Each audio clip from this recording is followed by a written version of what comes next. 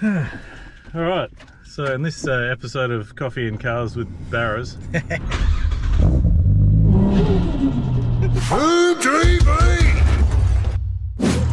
morning, Ness. Again. Morning! All right. It's funny though, because like you jump into a car that has more vibrations and more noises, and it gives me that instant I'm in a race car feel. Oh yeah, as soon as I started this thing up, I felt like it was like, I'm like, oh, this thing feels fast already. I've never driven it, and it's funny. So I mean, like, I've been so used to this car being a mild-mannered NA, boring FG, but now it's kind of like, it's not crazy at all. It's like, it's just nice. Yeah. It drives really nicely. It's not fast by any stretch, but it's fast enough. But it sounds good. The X-Force exhaust sounds really nice. I expected it to sound good, but it sounds way better than I thought it would.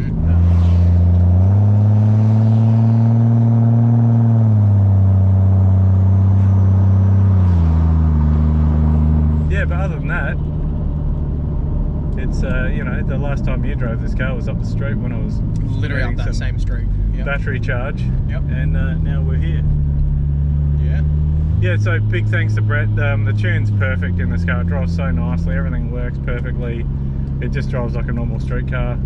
And as Brett said in the video, it's just the Haltech's just that extra level of protection and all those added features that it's got. But without trying to sound like a Haltech promo or anything like that, it is and does exactly what it's supposed to. But well, it's actually a very common question that, you know, I get asked with a lot of conversions. That people are like, I don't want to spend the money on a Haltech, and it all really matters to the level of the build. And like we said, we're future-proofing this one, but the main difference is those features that you can set up the parameters to, you know, if it's doing this or if it's doing that and this or that. You can literally set up so many safety features compared to the factory. And you know, the most important thing is that it makes boosty noises now. So it's like, your dose is so much more aggressive than mine. that is an aggressive. This is like VL spec dosing.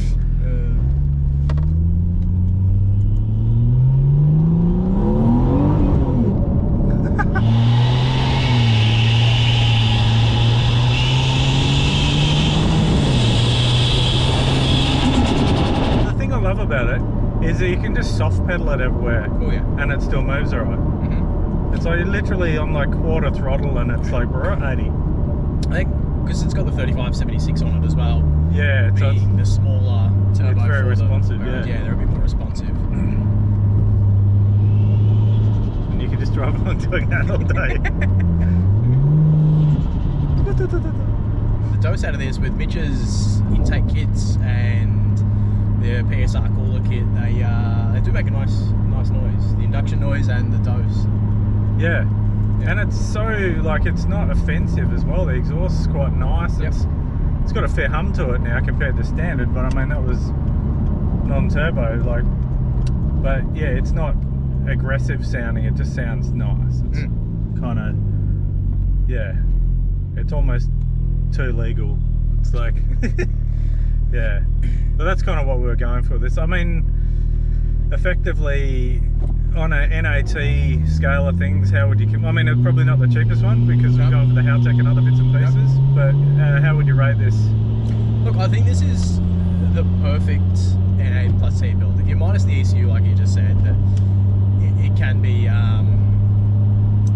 done in multiple ways. So if you've seen our NA plus T build, we utilise the factory intake manifold and the cheaper end of parts of intercoolers and stuff like that, just to make a budget build. But with this one, utilising the factory turbo intake, the larger cooler kit, aftermarket fuel pressure regulators, things like that. It just shows that there are different options and how well it can be done with a great result. Yeah, and I guess this build hasn't been like an instant thing as well. I had this sort of plan for a while before the current plans for the car, but it sort of sprung into action. I'd just been, you know, stockpiling parts, and big thanks to the guys from Late Model Ford Spares in Sydney, who are legends, and they got a pretty cool workshop there. They managed to wrangle me an FGX turbo manifold and turbo and heat shields and all the gear for the hot side and they're steel from Series Engineering. I actually swapped him my old FG modified manifold off the drag car for a completely stock one, so I had this one sitting here. I mean, realistically now though, you can get them aftermarket on both hot and cold sides, but this has got genuine Ford manifolds, hot and cold, and a genuine Ford turbo. You started sourcing your parts before all these were available.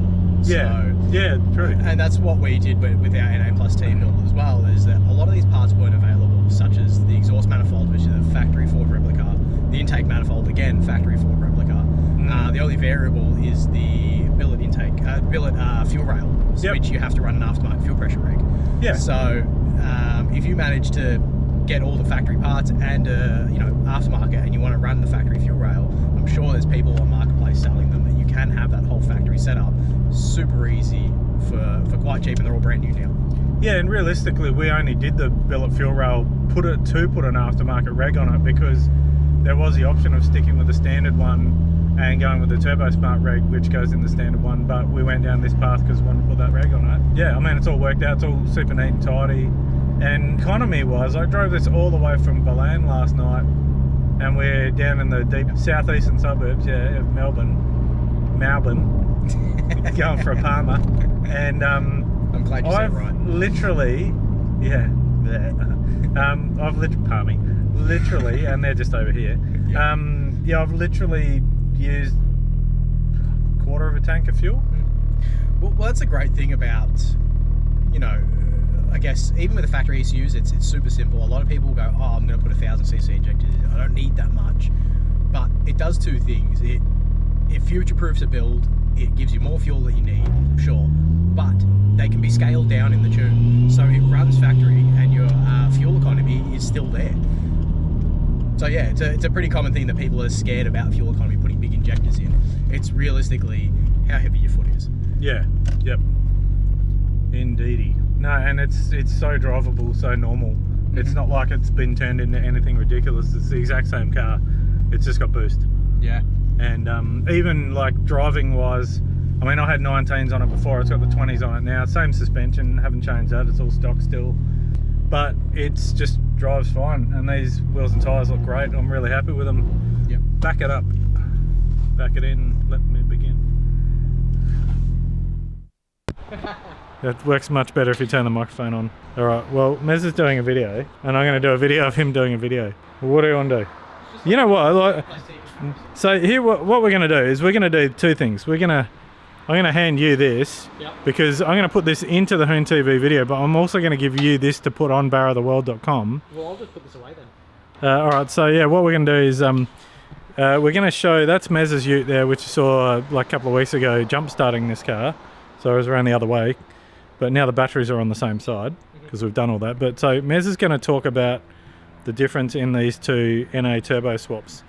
And the lighting's not too bad if you get right over the top. But here, over to you, bro. Hello. Hello, Mr. Mark. So essentially these two are both NA plus T. They are the same internals. Mark did a pretty job of painting this rocker cover. So this one really replicates the factory turbo setup using the factory inlet manifold, the turbo one. It is running an aftermarket fuel rail, we'll get into that. The factory position turbo manifold, 3576, and from there it's essentially just the same but different. We're going to minus the Haltech out of this equation. This is a really cool upgrade, it is explained earlier, but essentially this has valve springs, this one doesn't. The oil pump gears are done, this one doesn't. This has got everything that my car or the Barra of the World NA Plus T car should have, except if you saw our videos, this was done on a budget build. It was literally the bare minimums to see what an NA Plus T could hold and how far it will go, and it's literally been almost, I'd say, 2 years now, 40,000 Ks, probably one oil change, and it's still going. You did just say one oil change. Yeah. Nah, really, we do maintain it. So essentially, there's multiple ways of doing NA plus T, and that's what we're just showcasing here, is that the factory turbo option is a really neat, clean outcome. It just makes the car look super clean and complete. I've got no more words really to say it. Mitch's air intake kits are really nice, obviously with a nice touch of a custom-made lid. Maculec have these for sale. Same with his battery relocation kits. Makes it look super nice, super tidy, easy install. He has also them for sale, and you can jump on his YouTube channel to see how to fit them. They're a really simple thing to do. So PSR cooler kit with using one of our Barrow of the World intake silicons, as we don't run the blow-off valve or the boost sensor. It's all ran through the Haltech. It's not like the factory ones with how they had the ports off the side here. So with our one, it's a very basic setup. So these are an Auto Technica piping kit, Demon Pro kit with battery relocates and air intakes. Our silicon there doesn't run a blow-off valve, but so the big difference here is this bad boy is still the standard plastic intake manifold. People are running over 20 PSI boost in these. They're not a problem. It's just a complete different setup, different injectors and rail setup. The NA rails are different to the factory turbo rails. I can go on about this over and over again, but it's just really cool to see the difference between two different setups and how they go. So what do you think? The one thing I do like on Mez's car, though, I'm going to steal this for a second, Yep. from a factory point of view, is the later model Snowflake wheels, which for a factory wheel they were pretty good. Yeah. Yep. But he doesn't have Simmons, so No. yep. Yeah. And Mez also has the turbo rotors on his, which are very hard to see in there, whereas this one is yet to get them. It's got brand new standard rotors on it, but they all run the same caliper. It's just a slightly larger rotor, so the turbo rotors will fill up the wheels a bit nicer. But yeah, the brakes do work fine, and when I say fine, very, very well actually, being the Bendix Ultimates with the pads and rotors. But as Med said, big thanks to everyone that's helped out on this. It's super clean and it's come up really nicely. We haven't gone overboard. We've just done what we needed to do, and even down the fact that, you know, went straight into Burson Auto Parts. They had a brand new Dayco header tank on the shelf there, ready to go. I think it was like 70 or 80 bucks, and it just brightens up the engine bay, makes it look a bit nicer. Yes, there is an airport right next door. Just makes everything new. Like mine look pretty much the same as Mez's. There's nothing wrong with it. It's just, it's got 10 years on it. So yeah, a bit more detailing to bring up all the plastics and stuff like that, and then this thing will look Mickey Mouse. Pretty happy. And now it's time to go and visit some mates that we saw in an earlier video. I wonder if they're there. I'm dumping Mez though, he's staying here. Yeah. So This is where we break up. yeah. Oh, here, have your camera back. Thanks, man. Yeah. I'll remember you forever. I never knocked on nobody. Yeah. All right, home time again, and the car is here in, wasn't planned, but perfect place to put it, in Benzina Stables in Victoria, where all of these cars are being stored. Safest place to put it. It's in very good hands here with my mate Lukey and his colleagues. Pretty awesome joint, and they're only just getting started, so that whole wall there is going to be bikes and so forth. But yeah, pretty amazing place. So I've got to leave this here for a few weeks, go deal with some other stuff, and then we'll come back and keep working on it and doing some other bits.